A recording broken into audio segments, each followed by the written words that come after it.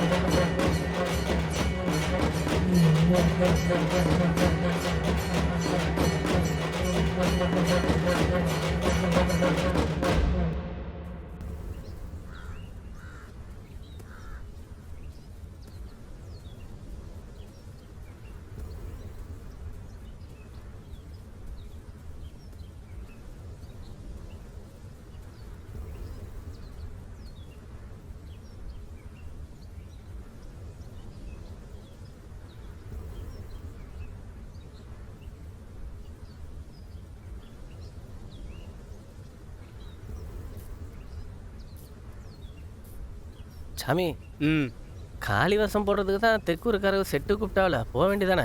ஏன் சாமி, அந்த ஊரில் தலைக்காளி வேஷம் போடுறதுக்கு காசு கூட கொடுக்குறோன்னு சொன்னானுவல. என்ன சாமி நீங்கள்? நான் ஒன்றும் காசுக்காக வேஷம் போடல. எங்கள் அப்பா முத்தாரம்மைக்கு 30 வருஷமாக வேஷம் போட்டுச்சு.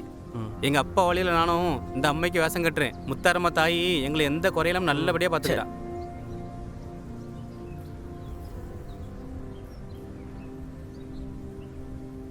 இந்த கரை பண்ணிடலாமா? என்ன இங்கே கொஞ்சம் பார்த்து வலிங்க.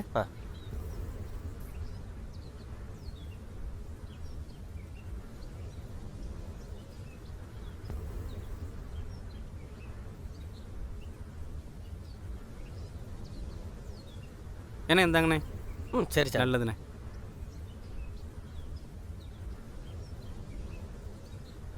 முத்தாரம்மிக்கு காணிக்க போடுங்க.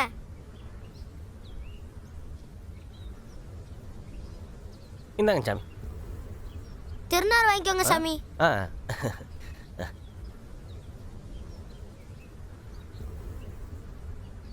பூசாரி என்ன ரெடியா?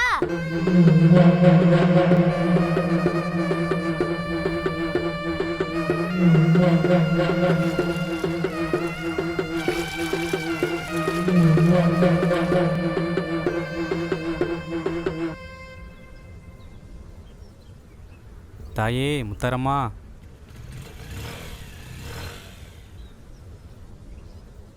வணக்கம் சாமி. வாங்கண்ணே.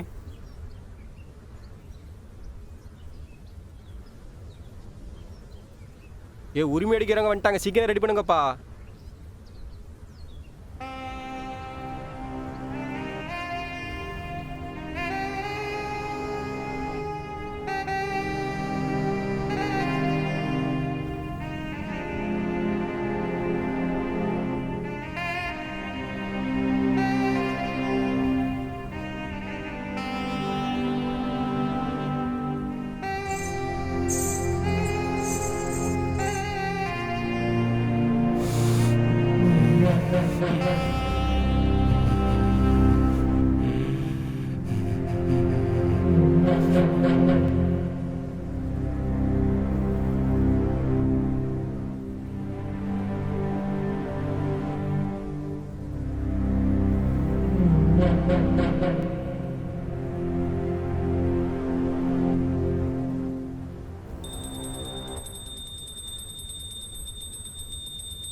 ஏய்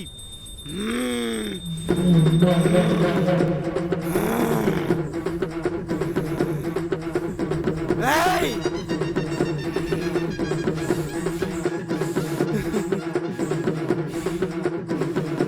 ஏய்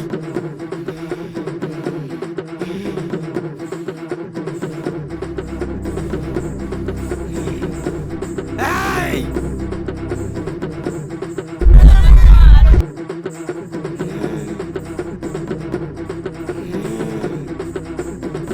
ஏய்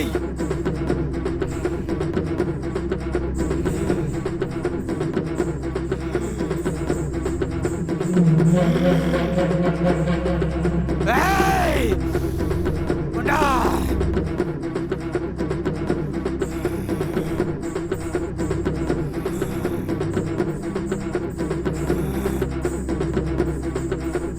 ஏய்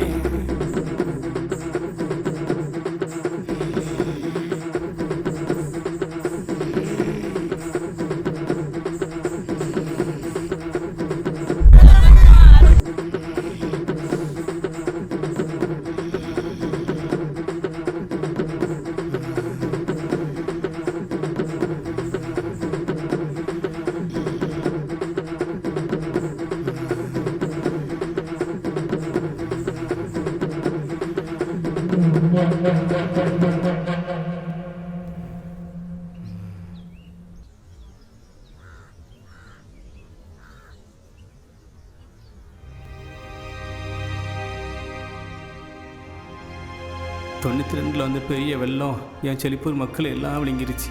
என் கோபால் சித்தப்பா, என்னோட முனியாண்டி மாமா, என் மாமாவை செல்வி, என் கழுதை, என்னோட ஆட்டுக்குட்டி, என் மக்க என் மக்க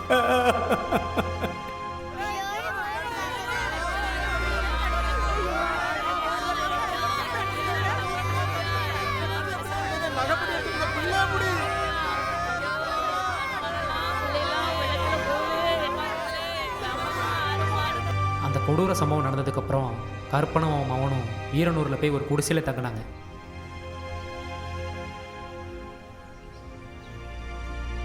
அப்பா நம்ம செழிப்பூருக்கே போடுவோம்ப்பா. இந்த வீரனூர் வேண்டாம்ப்பா.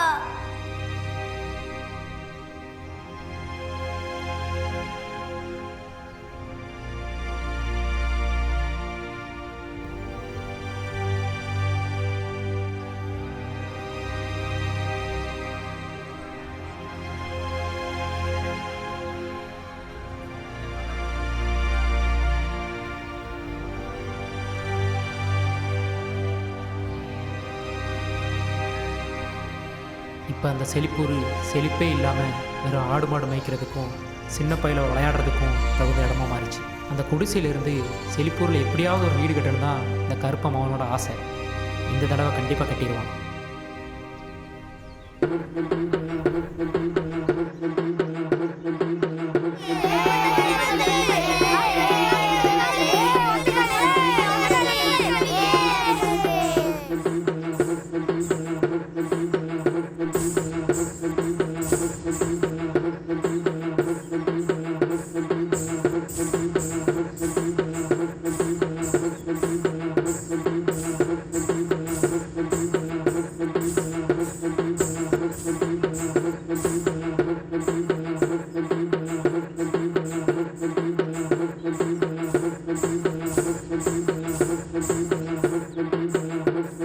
முத்தாரம்மாசாமி, உன்னை நம்பி தான் இருக்கேன்.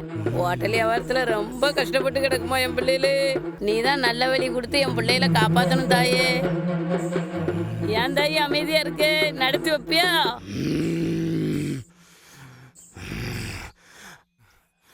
ரெண்டு பௌர்ணமி தான் நல்லபடியா காத்தாரண்ணா நான் இருக்கேன். நீ தானே இருக்க. சரியா?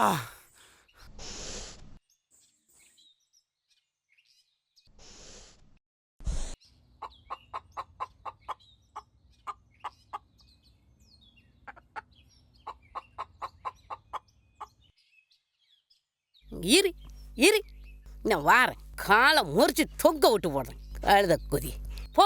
உங்கள் கோலத்தளிக்கியா வந்த சரிக்கு உள்ள உன்னை வெட்டி போடுறேன். காலை முறிச்சிருந்தேன் கழுதே.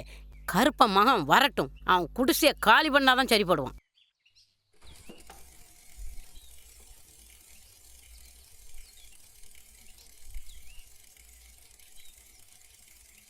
ஏல கருப்பமாவன நின்னுல. என்னம்மா? ஏல உன் கழுத 2 மாசமா என் செவுத்த உரசி வீட்டை வம்பாக்குதுல. நான் விட்ட கோலத்தெல்லாம் மிதிச்சு நாசம் பண்ணுது. ஒழுங்கா பாத்துக்கோ. சரிம்மா, இன்னும் வராம பாத்துக்கிறேம்மா. இனிமே உன் கழுத அங்க வரட்டும். கழுத காலை கட்டினது போல உன் காலை கட்டி போடுறேன். இவன் செழிப்பூருக்கு போக வேண்டியதானே, குடிசைய போட்டுட்டு இங்க ஏன் கிடக்கான்? இல்ல என்ன செடிய கொண்டா? வரமா.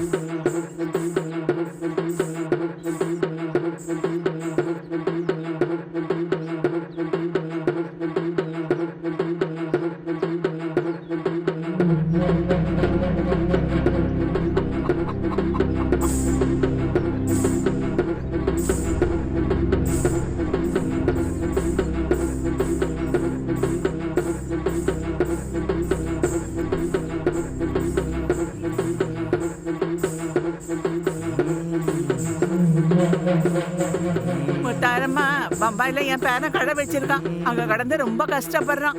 அவனுக்கு ஒரு நல்ல வழியை காட்டு சாமி. பொண்ணத்தான் நம்பி இருக்கோம். எங்களுக்கு வேற யாரு இருக்கா? நீதான் இருக்க. அம்மா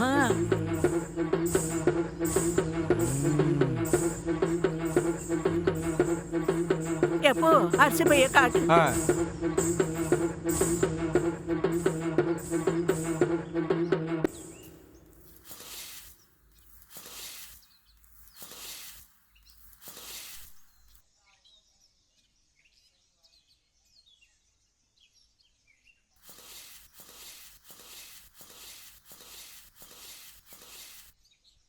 வாராம் பாரு.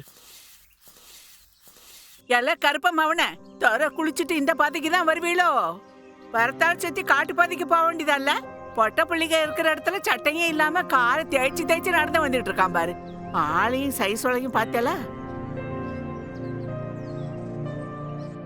ஏல கருப்பமாவனே, கருப்பன் அம்மான்னு சொல்லுக்கு மறுவார்த்தை சொல்ல மாட்டான். அப்படிப்பட்ட கருப்பனுக்கு இப்படி ஒரு புள்ள பிறந்திருக்கு பாரு. என்னத்த சொல்ல? தூ.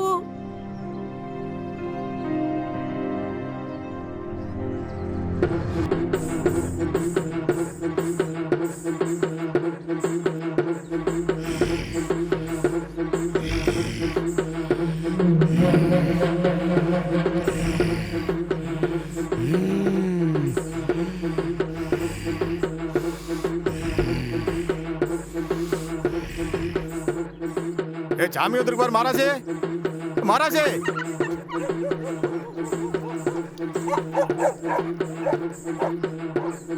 அத்தா.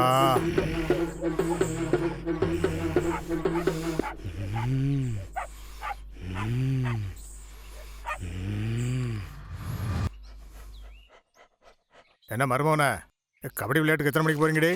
மாமனை கூட்டு போ, மறந்துடாதீங்க. மாமா 5 மணிக்கு பயலுலாம் ரெடி ஆயிடுவானுங்க. நீ அதுக்குள்ளே வந்தால் அவனை கூட்டு போவேன், பார்த்துக்கோ. மருமவனே, கருக்கலாகட்டும், அத்தைக்கு தெரியாமல் வந்துடுறேன். ஆ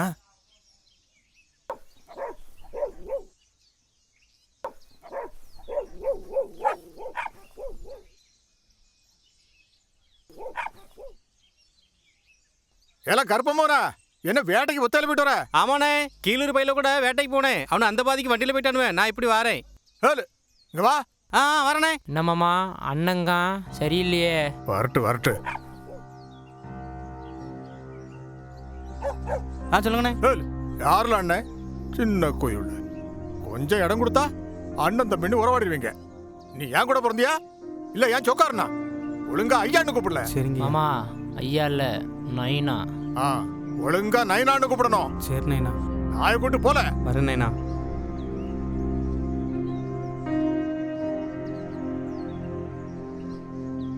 என்ன மருமோன, ஆளு விளைஞ்சிட்டேல? எல்லாம் உங்ககிட்ட இருந்து கத்துக்கிட்டதா மாமா. இது யாருப்பா ஆளு புதுசா இருக்கு?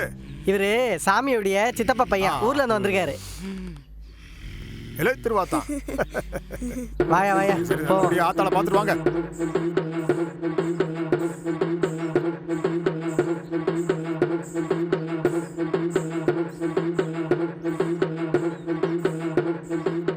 சிவா, சடை காலு திண்டே இருப்பாரு, அது எடுத்துடல. இருண்ணே. சடை ஒரு சிக்கலாக இருக்குது, அடுத்த வருஷம் வேற வாங்கணும். சரி, சிக்கல் இருக்க தான் செய்யும், அதெல்லாம் மாற்ற முடியாது. வா போலாம். ஏண்ணே, உரிமை அடிங்கண்ணே, எவ்வளோ காடு போக வேண்டியது இருக்கு?